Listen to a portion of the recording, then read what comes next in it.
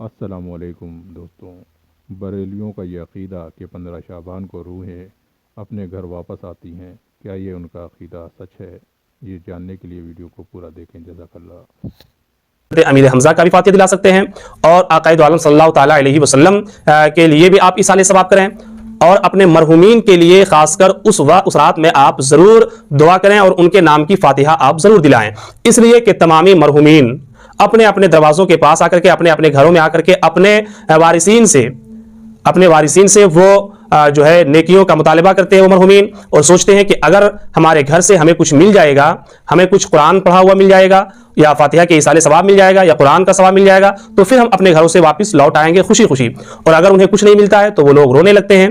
تو اس لیے آپ دوسری طور سے تذکرہ دو تین باتوں کا اور کرو جو لوگوں میں مشہور ہے 15 شعبان سے متعلق۔ وہ ایک یہ جو بہت ہی غلط عقیدے پر مشتمل ہے کہ بعض لوگوں میں یہ تصور ہے کہ اس مہینے میں، اس رات میں جو مسلمان لوگ مر چکے ہیں ان کی روحیں پلٹ کر آتی ہیں، اور شاید یہی وجہ ہے کہ قبرستان میں چراغاں کیا جاتا ہے، لائٹنگ کی جاتی ہے، اس سے پہلے چونا وغیرہ لگایا جاتا ہے، قبروں کو نیا بنا دیا جاتا ہے، پھر لوگ بھیڑ بھاڑ کر کے اجتماع کر کے قبرستان میں اکٹھا ہوتے ہیں۔ یہ کہاں سے ثابت ہے؟ نبی کریم صلی اللہ علیہ وسلم اکیلے جا رہے ہیں؟ ہاں، آپ کی جھوٹی یا ضعیف روایت کی بنیاد پر بھی اگر دیکھا جائے تو آپ تنہا جا رہے ہیں اور یہاں بھیڑ بھاڑ اور اکٹھا ہو رہے ہیں۔ صحابہ کے زمانے میں اس رات میں بطور خاص یا کبھی بھی اس طرح بھیڑ کر کے قبرستان جانے کا کوئی ثبوت آپ کو نہیں ملے گا۔ اس طرح چونا گج کرنا، اس کا ثبوت تو کیا، اس کی ممانعت ملے گی۔ قبروں پر چونا لگانا ممنوع ہے، شرعاً ناجائز ہے۔ اس ناجائز کام کو دین سمجھ کے لوگ اہتمام کے ساتھ کرتے ہیں، اور اگر آپ اور ہم بیان کریں تو ان کا مسلک یہ ہے، ان کا مسلک وہ ہے۔ اللہ کے نبی صلی اللہ علیہ وسلم کو کیا آپ نہیں مانتے؟ نبی کریم صلی اللہ علیہ وسلم کی زبان مبارک سے نکلی ہوئی یہ بات بالکل ثابت شدہ طور پر حدیث کی کتابوں میں موجود ہے۔ صحابہ کرام نقل کرتے ہیں، نہا رسول اللہ صلی اللہ علیہ وسلم ان یجسس القبور، اللہ کے رسول صلی اللہ علیہ وسلم نے قبروں کو چونا گج کرنے سے منع کیا۔ کتنی صاف بات ہے۔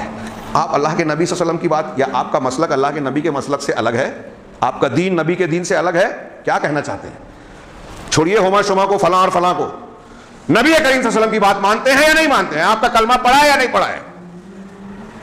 آپ کو ماننے کا دعویٰ بھی اور آپ کی تعلیمات کی مخالفت بھی، بدعت پر آمادہ۔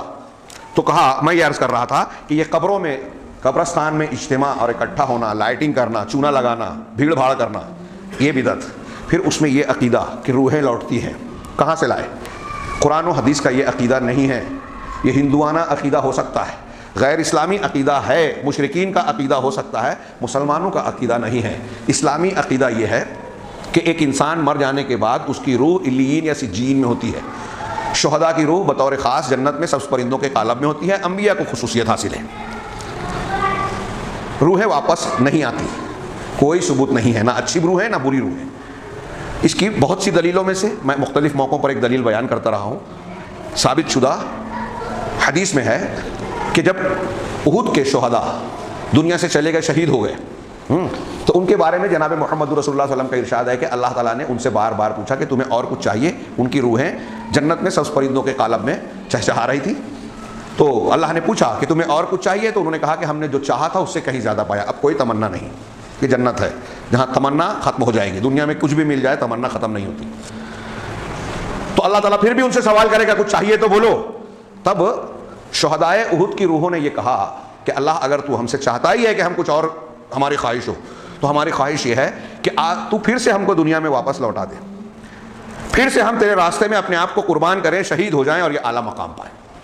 تو اللہ تعالیٰ نے ان کو جواب دیا کہ نہیں، یہ میرے پاس طے ہو چکا ہے کہ دنیا سے جو ایک مرتبہ آ جائے گا وہ واپس نہیں جا سکتا۔ غور کیجئے۔ ہاں، پھر شہدائے احد نے اپنی طرف سے کہا کہ ہمارے بھائیوں کو پیغام بھیج دے کہ ہم بڑے مزے سے ہیں۔ تو سورہ آل عمران کی آیت نازل کی اللہ تعالیٰ نے، لا تقولوا لمن يقتل في سبيل الله امواتا بل احياء عند ربهم يرزقون، کہ جو لوگ اللہ کے راستے میں قتل کیے گئے انہیں مردہ نہ سمجھو بلکہ وہ زندہ ہیں۔ ہاں، لیکن یہ کیسے زندہ ہیں؟ وَلَٰكِن لَا تَشْعُرُونَ، سورہ بقرہ میں کہا تم نہیں سمجھ سکتے ایسی زندگی ہے۔ اور یہاں کہا عند ربهم يرزقون، اپنے پروردگار کے پاس روزی دیے جا رہے ہیں، کھلائے پلائے جا رہے ہیں۔ تو یہ شہداء کی روحیں جن سے خود اللہ نے سوال کیا کہ تمہیں کیا چاہیے بولو دیا جائے گا، اور انہوں نے کہا کہ ہم کو پھر سے دنیا میں بھیج، تو اللہ کہے گا کہ اللہ نے جواب دیا کہ جو یہاں آ گیا دنیا سے ایک مرتبہ واپس نہیں جا سکتا، یہ میرا طے شدہ قانون اور فیصلہ ہے۔ تو جن سے پوچھے گا ان کو نہیں بھیجے گا۔ اور دوسروں کی روحیں بھٹکتی ہیں، 15 شعبان کو واپس لوٹتی ہیں، یا مرنے کے بعد کوئی روح بھٹکتی ہے، یہ روحوں کا بھٹکنا، واپس لوٹنا اسلامی عقیدہ نہیں ہے، یہ بالکل غلط بات ہے، یہ ہندوانہ عقیدہ ہے، یاد رکھیے، ہندو عقیدہ ہے روحوں کا بھٹکنا یا واپس آنا، قرآن حدیث سے اس کا کوئی ثبوت نہیں ہے۔ رات میں کن کے نام سے حلوے پہ فاتحہ ہوگی، یعنی کن کے نام سے فاتحہ کیا جائے؟ بہت سارے لوگوں کا یہاں تک ماننا ہے کہ یہ حلوہ حضرت اویس قرنی کو جب یہ خبر ملی کہ آقا دو عالم صلی اللہ تعالیٰ علیہ وسلم کے دندان مبارک جنگ احد میں شہید ہوئے، تو حضور اویس قرنی نے بھی اپنے دندان مبارک کو جو ہے وہ شہید کر ڈالے، یا وہ خود سے دندان مبارک گر گئے۔ بہرحال یہ خبر مشہور ہے، اور لوگوں کا یہاں تک ماننا ہے کہ اسی وجہ سے حضرت اویس قرنی کے نام پہ لوگ حلوے پہ فاتحہ دلاتے ہیں، اور بہت سارے احباب کا یہاں تک کہنا ہے کہ حضرت امیر حمزہ کے نام پہ اور میرے آقا صلی اللہ تعالیٰ علیہ وسلم کے نام پہ فاتحہ ہوتی ہے۔ تو اسی طریقے سے حلوہ کھانا، اس کے تعلق سے الٹی سیدھی بات، انتہائی بیوقوفانہ بات کہ غزوہ احد میں اللہ کے نبی صلی اللہ علیہ وسلم کے دندان مبارک شہید ہوئے تھے، آپ نے نرم حلوہ کھایا تھا، اسی سنت کی اتباع میں 15 شعبان کو غزوہ احد شوال میں ہوا، اور آپ حلوہ کھا رہے ہیں شعبان میں۔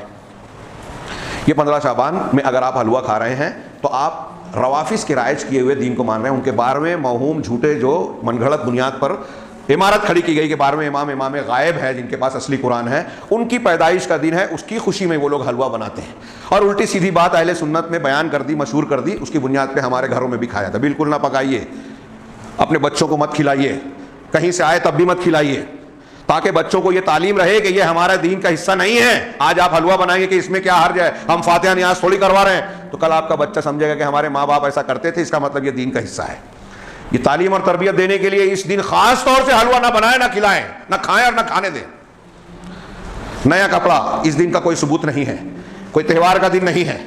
نصف شعبان کا الغرض قصہ یہ کہ اس دن اور اس رات کی کوئی مخصوص فضیلت نہیں ہے۔ اگر کوئی شخص ایام 20 کا روزہ رکھتے ہوئے 13، 14، 15 کے دن میں یہ آ رہا ہے اور روزہ رکھتا ہے تو کوئی حرج نہیں، جمعرات اور پیر والے روزے کا دن آ رہا ہے تو کوئی حرج نہیں ہے، لیکن بطور خاص 15ویں شعبان کی تاریخ کو سمجھ کر کوئی فضیلت سمجھنا، کوئی خاص عبادت کرنا، کوئی ذکر کرنا، کوئی قیام کرنا، کوئی خاص دعا کرنا، کوئی خاص اہتمام کرنا، یہ کسی بھی روایت سے ثابت نہیں ہے، سب کے سب بدعت ہے۔ اللہ تعالیٰ سے دعا ہے کہ وہ ہمیں صحیح دین کو سمجھنے کی توفیق عطا فرمائے، سنت پر کاربند رہنے والا بنائے، اور ہر قسم کی بدعت اور خرافات سے محفوظ رہنے والا بنائے۔ بارک اللہ لنا ولکم فی القرآن۔ السلام علیکم۔ ویڈیو پسند آنے پر اپنے دوستوں کے ساتھ واٹس ایپ اور سوشل میڈیا پہ ضرور شیئر کریں۔